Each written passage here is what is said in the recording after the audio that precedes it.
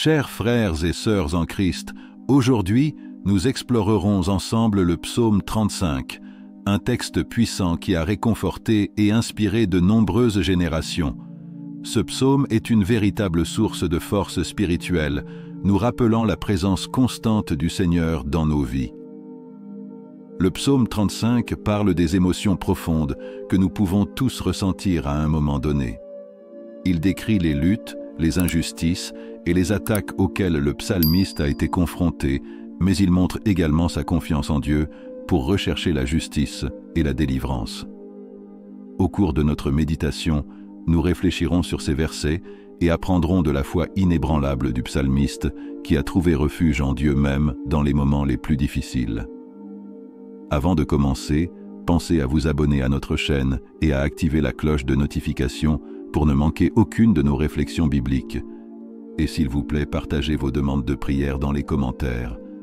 Écrivez votre prénom et le nom de la personne que vous aimeriez inclure dans cette prière spéciale. Amen.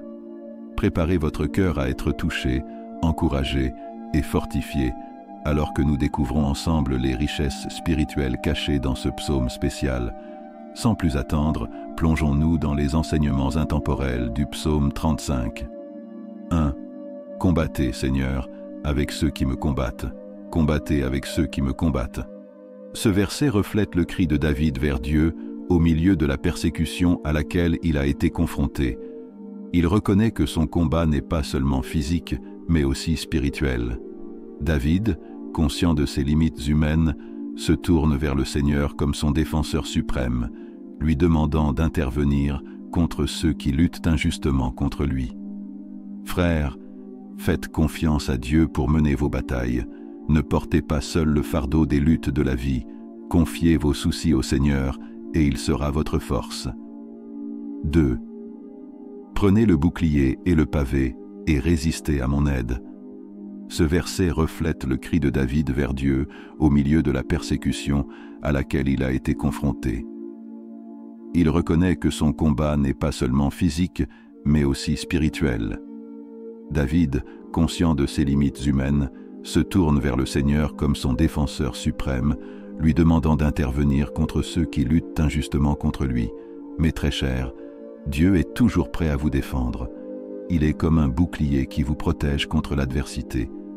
Demandez son aide avec foi. 3. Prends la lance et bloque le chemin de ceux qui me persécutent.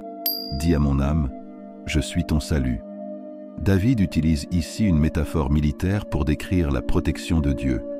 Dans le contexte de l'époque, le bouclier, plus petit et utilisé en combat direct, et le pavé, un bouclier plus grand, qui protégeait tout le corps, étaient des outils de défense essentiels pour un guerrier.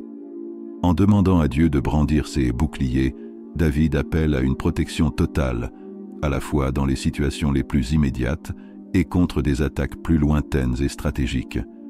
Cette demande reflète également la confiance de David dans le fait que Dieu non seulement veille, mais agit de manière pratique et active pour protéger et aider ceux qui lui font confiance. Frères, rappelez-vous que Dieu est votre sécurité et votre salut. En temps de persécution, il intervient et ouvre des chemins de délivrance. 4. Que ceux qui cherchent à me suicider soient confondus et couverts de honte, que ceux qui complotent ma ruine reculent et soient humiliés. Ce verset reflète la confiance de David dans la justice de Dieu. Il appelle à l'intervention divine contre ceux qui, injustement et malicieusement, lui souhaitent du mal et planifient sa destruction. L'expression « être confondu et couvert de honte » indique que David s'attend à ce que Dieu expose la méchanceté et contrecarre les plans de ses ennemis, apportant confusion et humiliation à ceux qui complotent le mal. Ce passage montre l'abandon de David à la justice divine, plutôt que de rechercher une vengeance personnelle. Il croit que Dieu est celui qui agit avec justice et défend ses enfants. Très cher, la justice divine prévaut. Ayez confiance que Dieu mettra fin au plan de ceux qui souhaitent du mal contre vous.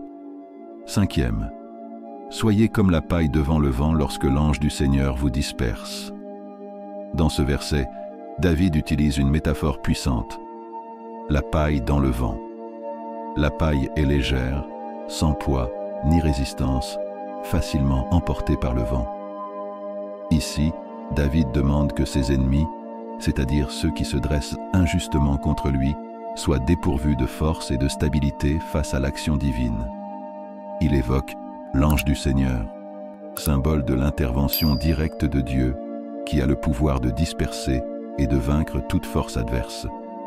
Cette image véhicule l'idée que, aussi puissants que puissent paraître les ennemis, face à la puissance de Dieu, ils deviennent insignifiants et fragiles.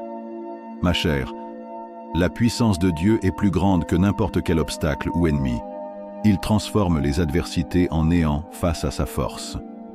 6. Que leur chemin soit sombre et glissant quand l'ange du Seigneur les poursuit.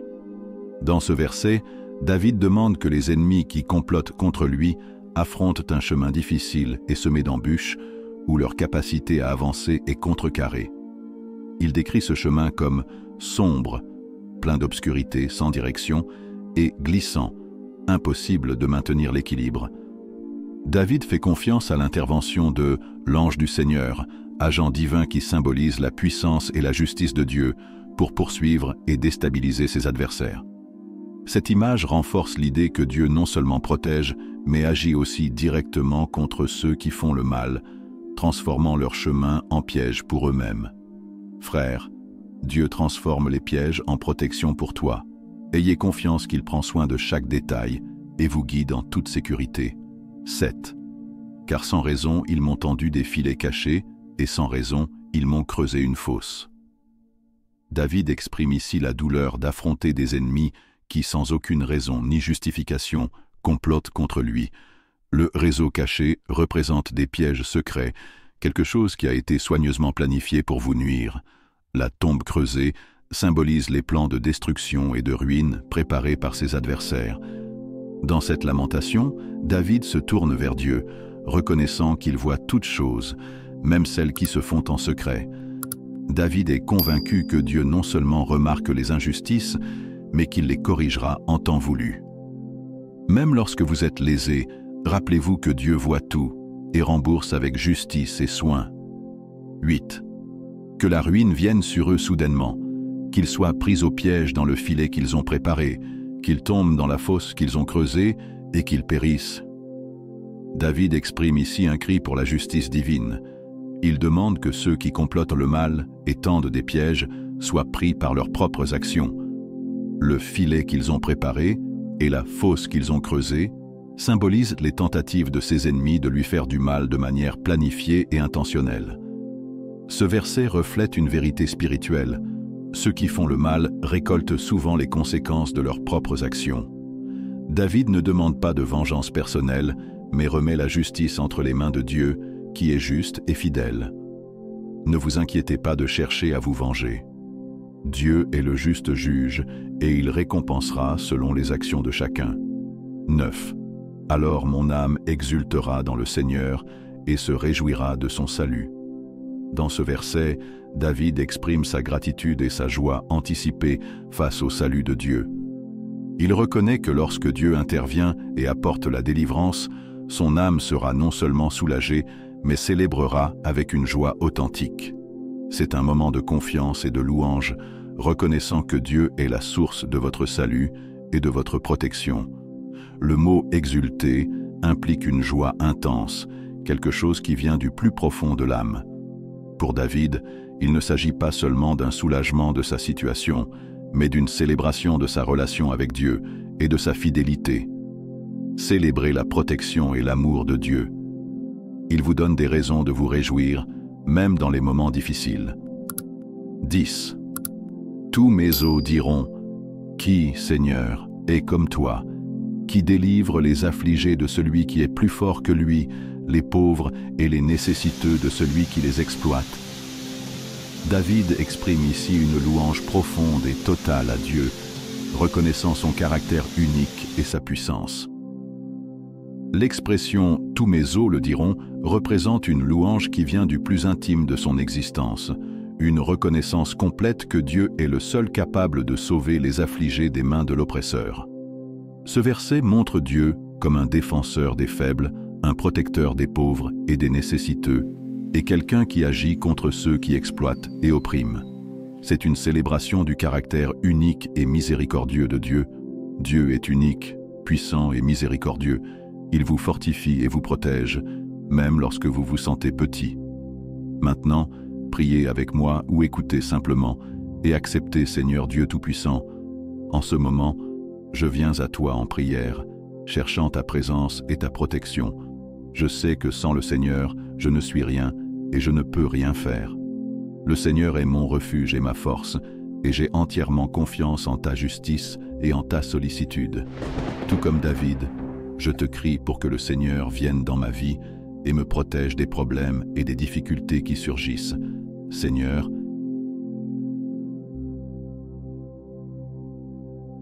Swing, je te demande d'affronter ceux qui sont contre moi.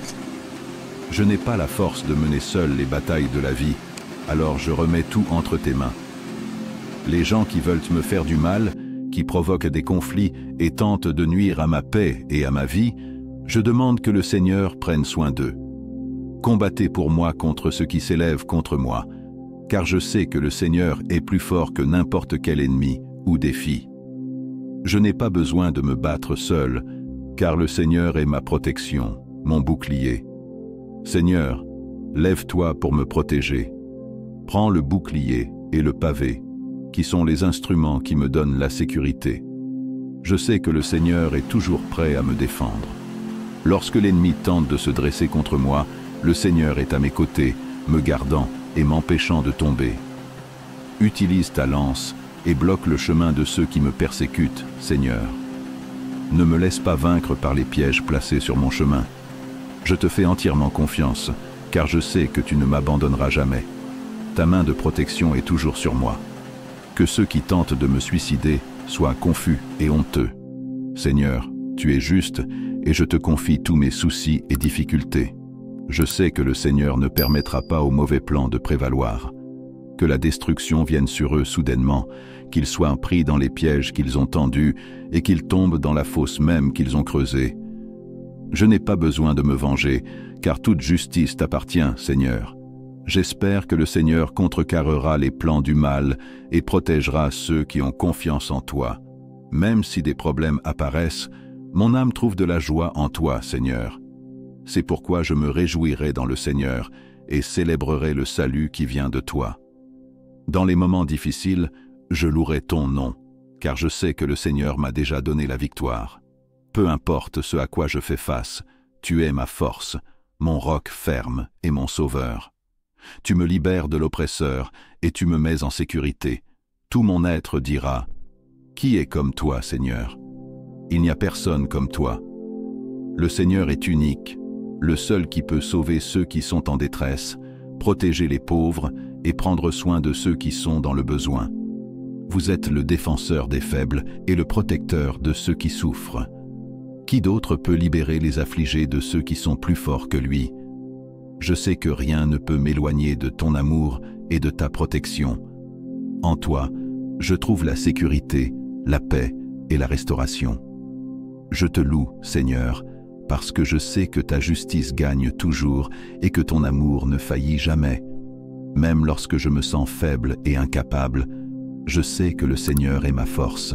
Même entouré de difficultés, j'ai confiance que ta main me guide et me protège. Je te remercie et t'exalte, Seigneur, car tu es mon bouclier, mon salut et mon espérance. Merci, Seigneur, d'être mon rocher ferme et ma forteresse. Je suis reconnaissant pour chaque fois que vous êtes intervenu dans ma vie, me libérant des pièges et des plans du mal. Que ma vie soit une louange constante de ton nom et que mon âme se réjouisse toujours de ton salut.